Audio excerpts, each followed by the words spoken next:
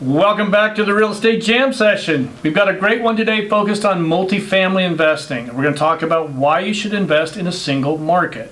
For this, I've got Anthony Vicino that's going to come on today. Anthony is a longtime podcaster. He has a podcast called Multifamily Investing Made Simple.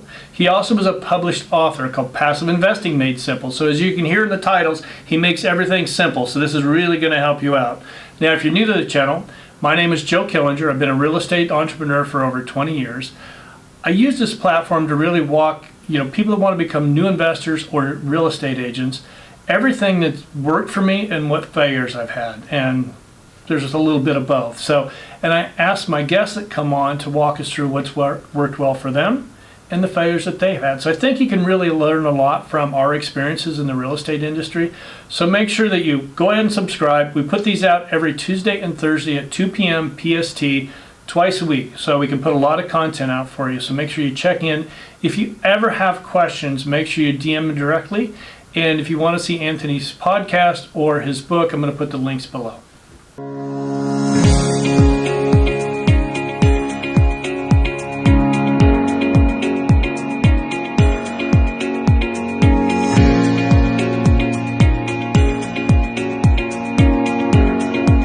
Anthony, thank you for coming on the show today. I really think having the right strategy in multifamily is something that everybody needs to think about. If you don't come into this with a game plan, I think you can get your ass handed to you pretty quickly. Wouldn't you agree? Absolutely. And the thing there too is to recognize that the game plan that you have that works right now might not be the same game plan that works in 2-3 years. Right. So you need to be constantly revisiting that plan and saying, are the assumptions that we made when we created this plan, do they still hold water? Or do we need to pivot? Do we need to adapt? And, there is no one size fits all solution that's going to work forever and always. Right. So we have to constantly be reevaluating. Well, it's like we were talking about, before we started recording this is, Austin, Texas, classic example of the way things are changing so quickly. Mm-hmm. And now, do you guys own any multifamily down there? No. Okay. We could talk plenty of trash about Austin. No. No, I got a few subscribers there. They're all really good people. And I love Austin, actually. I think it's a really cool city.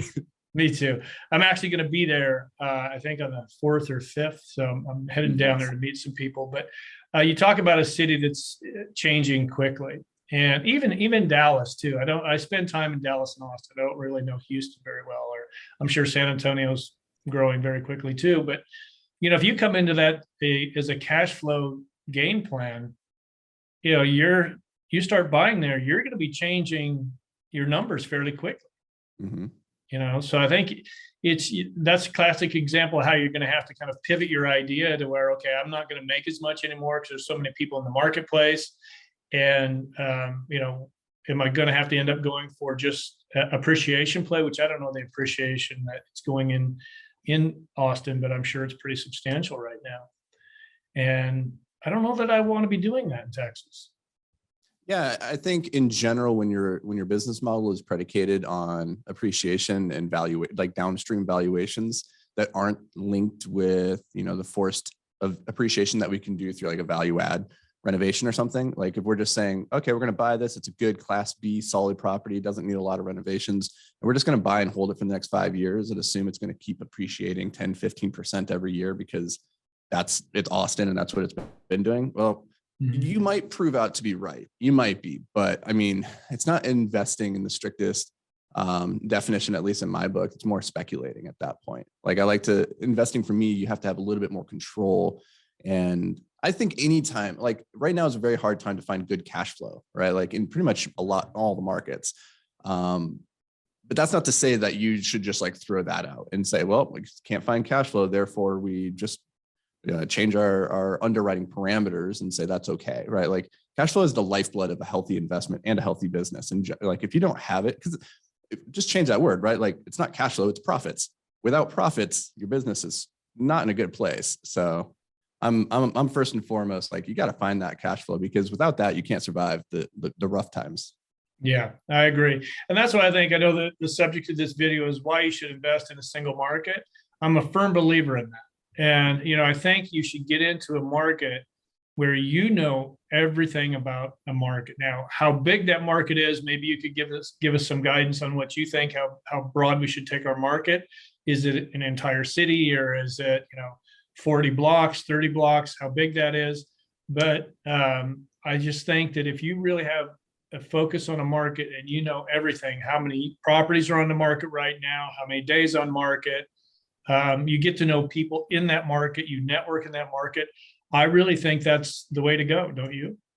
Oh, 100%. And like, just to give a little bit of, history here for the listeners who maybe aren't familiar with our operation, like we are only in the Twin Cities of Minnesota. We're a vertically integrated operation that's focused in Minneapolis, St. Paul. So that's like our market, right? And the unique thing is, like, as you're talking about, how many deals there are, like the price per unit, the sellers, the brokers, you have all the relationships, all these things. But the longer that you do something, like the more de-risked it becomes, because you become better at it. You have more experience with it. And there's like this really interesting thing, this phenomenon that I've observed with our market, and I'm sure you've seen it in other markets, is that there's always like this hot neighborhood. And there's always like this one building, for whatever reason, in that hot neighborhood that is like constantly turning over. Like they put a restaurant in there for 6 months, it fails. And then something else goes in there for 6 months and it fails. And it's like in the hot neighborhood. And for whatever reason, it doesn't make sense why it's failing. You just know that, like, over the last 10 years, nobody seems to be able to make it work. Well, when you live in that market and you know it intimately, you know to avoid that building, right? Right. Conversely, once you've been in the market long enough, you start to see deals come back around, right? Like, oh, that guy, Jim, he bought that property 12 years ago. That property is probably ripe right now for another transaction, because I know Jim is now looking to scale up, right? And I know that seller relationship, what he's looking to do. So I know that property might be ripe for the pickings if I can come in and solve a problem for him, right? When you have your hands in like 7 or 8 different markets, you don't know that stuff. You don't have those deep relationships. So you're not going to get those really good deals. Yeah, I agree. And also, you want to know what's going on in that market on the political side of it too. If you've got rent control, you need to know everything going on with that. Especially, that's apropos for us right now. Like one of our main markets, St. Paul, just enacted rent control, right? So like that came out of nowhere for us. But we have relationships with the city council. We have relationships with everybody in this market, and so we're able to pivot and adapt. If I was investing in somebody else's deal in a rent control market, I'd be very nervous. But for us, it's like, okay, we have control. We understand how to navigate this within the context of our unique situation. To what degree did they put you guys under rent control? Oh, you're gonna love this. It is the most draconian. I love these stories. No, this is crazy. It's crazy. And I'll give a little backstory. So St. Paul is unique in that any citizen, like with enough votes, can just put a movement onto the ballot without really any further oversight or anything. So this citizens group got together, put together like this rent control policy that, as you go through it, you're like, wow, that is the greatest hits of all horrible things. And they snuck it onto the ballot because it's rent control. People look at that, they're like, yeah, rent control, that's a good thing. They passed it. So what we're looking at, 3% cap on rent growth year over year. This isn't tied to CPI. Now, in other markets, CPI, so like inflation, right? And I think San Francisco, it's 7% plus CPI. Right. So if CPI is around 3 or 4%, you can raise rent in San Francisco, let's say about 10 to 11%. In Seattle, I think it's like 5% so plus CPI. So there you can raise about 7 to 8%. In St. Paul, it's just 3%, not pegged to inflation. So when inflation is around, north of 3%, as we're seeing in this like high inflation environment, suddenly you can't even keep your rents up to keep pace with inflation. So that's one aspect of it. The second aspect of it is that it's tied. So there is no vacancy reset. So as tenants move out, the rent control stays for new tenants coming in. You can't raise it. You can't take it to market. You can't take it to market. The third nail in the coffin is this applies across the board to new development and to like the pre-existing, affordable housing. So what this did was overnight, we had about 2,000 units of development that just shut down overnight because the builders were like, well, we're not going to build this. We have to stop. Like, this isn't feasible. So all that's to say is like, there's this mad rush to unwind this policy, which is supposed to go into effect in May of 2022. And everybody's just like, what is happening here? It's a really crazy program, but in talking with the city council and the mayor and everything, it's pretty clear that it's not going to stay in effect in its current form. It's not viable long You term. can't. You'll lose housing. Oh, it's what happens when people who don't understand the economic implications of rent control, they put together the rent control. That's exactly what happened. And the problem is like, and you know this, it's like rent control is fundamentally a supply demand issue, right? There's too much demand, not enough supply. And so the problem is when you put rent control into effect, it just continues to cap the supply, but you still have the same amount of demand. So it doesn't solve the issue. It just exacerbates it. Sure. You know, a lot of things that people don't understand. I mean, have your expenses gone up more? What percentage of your expenses gone up in all this? Honestly, our expenses haven't grown, you know, with inflation and everything that's happened in the last year. We've seen quite a bit of expense growth as it relates to the rent control. We haven't seen anything yet, but it's one of those things that as one thing changes, everything changes. Yeah. Right? There's just like all these really interconnected downstream effects that you can't calculate at the beginning. You can only see it after the fact, and you look back and you go, "Oh yeah, I see how these are connected now."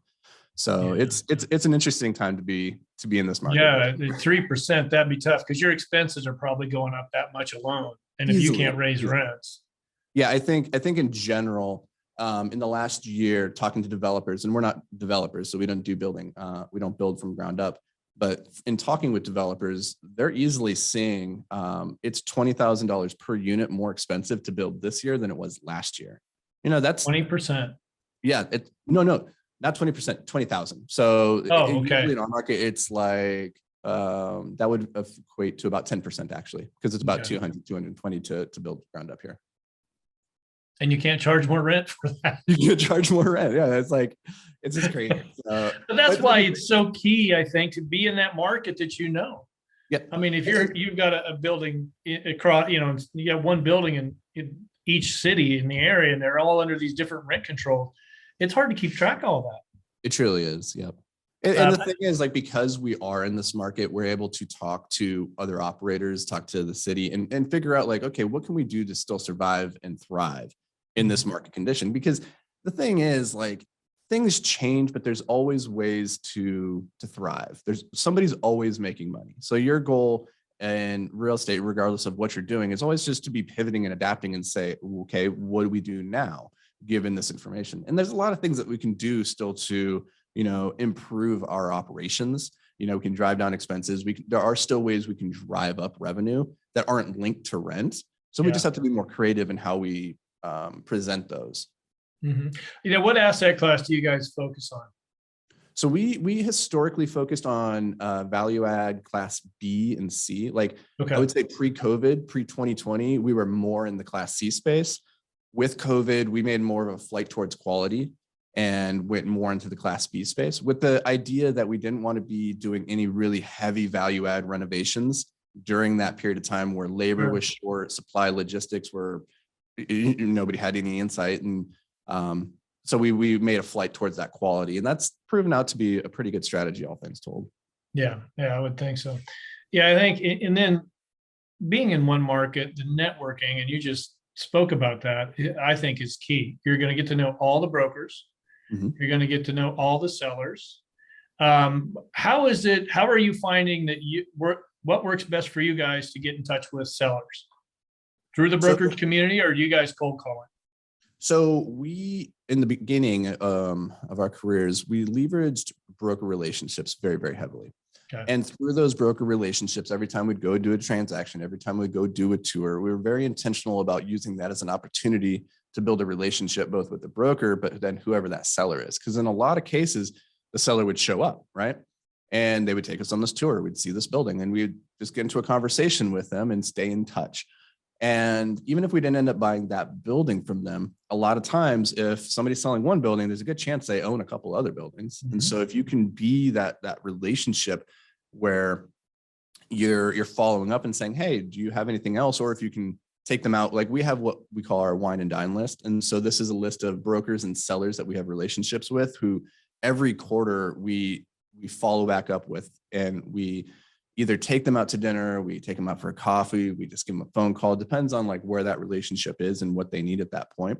But we're Okay. constantly trying to reinvest our time and energy back into people so that they know what we're looking for and we know exactly what they have to offer so that we can, when the moment's right, have that synergistic solution.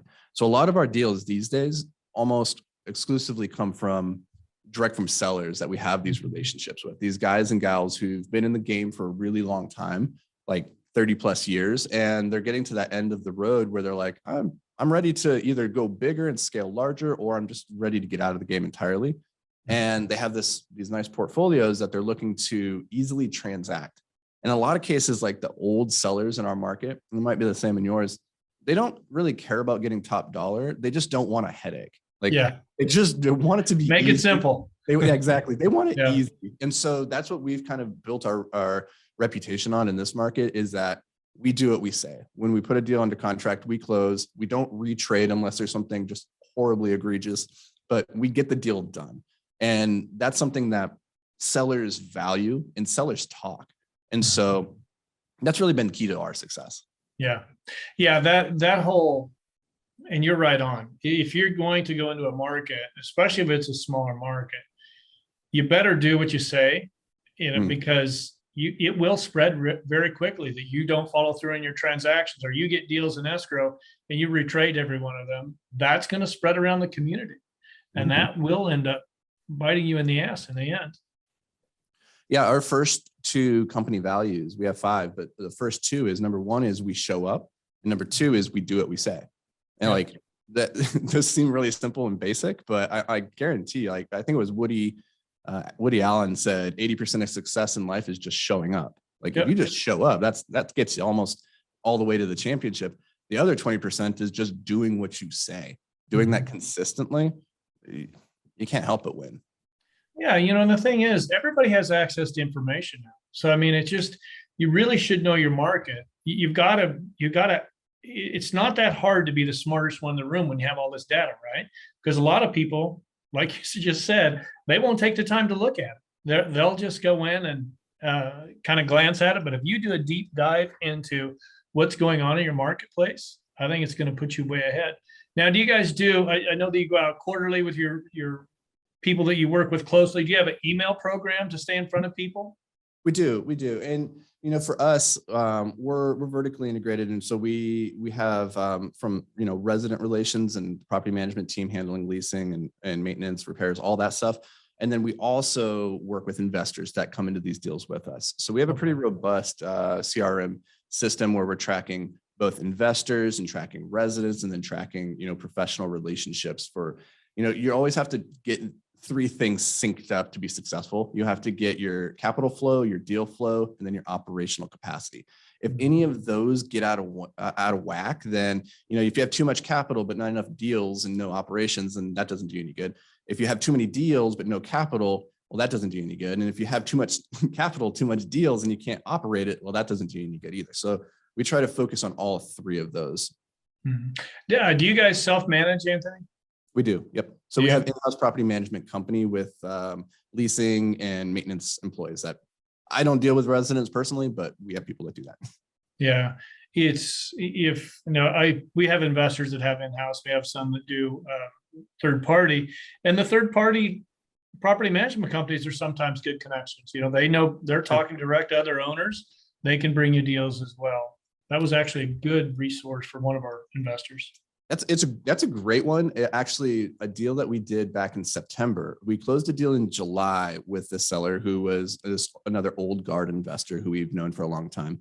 And we bought these buildings from him. And then he turned around and he's like, he also owns a third-party property management company where he manages for other people. And he came back to us like a week later and he's like, hey, I have a guy that I manage for. He has this property he's looking to sell.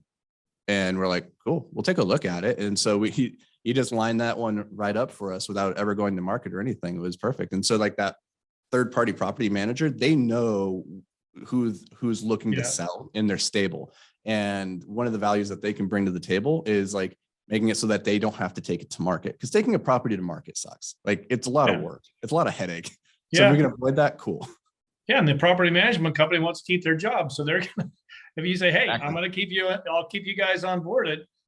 Just bring me deals. That can really be a good resource. So actually partnering with property management companies in the area is another good way. What other tips you got? We've got, what else can we do in our market to find more deals? That's a I'll good throw you under question. the bus a little bit there. No, that's a good one. I think, before when you said that like information's so readily available, that's one of the things I think people they make a mistake in thinking just because you have the information that means that you're able to do something with that information. It's like I would rather have wisdom, which is knowing what to do with the information rather than just having infinite information. And one of the things that really helps with that is knowing what all the options are in your market, like knowing the ins and outs about what other sellers and operators are trying to do, like where they're trying to go, and looking for opportunities where you can help them, maybe at the expense of yourself in the short term, but helping them get to where they're trying to go. And so the best advice I have on that front is play long-term games with long-term people. Like look for opportunities to help other people get to where they're trying to go to, and then make it clear that what you're trying to do, so that when they have the opportunity, they can bring it back to you. So I don't know if that's going to help you drum up any new deals in the short term. There's always, the broker relationships. There's the off market, direct to seller, cold emails. Honestly, we haven't had too much success or even dabbled in it too quickly, because like our whole approach is that brokers are probably better at that than we are, right? Like they have a core fundamental skill, which is go find properties. And so it's better for us just to work on those relationships, let them do what they do and bring those deals. And it's going to come at a premium, obviously, like you're going to pay, the broker fee for that. Sure. But the way to look at that then is how much time and energy and resources did you save as a result of not having to go do that other stuff? So that's how we approach that. Yeah, it's a great way. And, like we were talking about earlier, the market's going to change. And, you want to be, no matter what the market is doing, you want to be the go-to person. So, well, Anthony, this is a lot of great information. Thank you very much. Walk us through, tell me a little bit about multifamily investing made simple, your podcast. Yeah. So it's just a podcast where my partner, Dan Kruger, and I talk. And sometimes we do interviews. Sometimes it's just him and I talking about concepts around multifamily investing, whether you want to be an active investor or you want to be a passive investor, if you're brand new or if you're experienced with, hundreds or thousands of units under management. We try to keep it simple. Like the big problem with investing generally, like not just real estate, but all investing, is that it's really complicated and it feels overwhelming for people. So we try to take an approach that, hey, multifamily is actually fairly simple. There's only so many levers that you have to understand how they work, how they go together. But once you understand that, you can do pretty well, as long as you stay diligent to the fundamentals. So that's what we try to do, is like harp on the fundamentals over and over and over, because fundamentals win championships. That's exactly right. And number one for me is build the right team. You've got to have the right team around you. Otherwise, we struggled in the beginning when we bought our first building, and it was just my business partner and I doing most of the work. And then as we grew, we kind of just hired because we were so tired of doing it, plus our day job. And that was a mistake. Interview ahead of time, have people you plan on bringing on board, and find the right team. Anthony, I'm going to put the link to your podcast down below. So thank you for coming on today. I appreciate it very much. It was a lot of great information for multifamily investors. Yeah, I appreciate it. Thanks for having me. You bet. And for those of you watching, if you haven't done so, make sure you subscribe and give us a like. Thank you.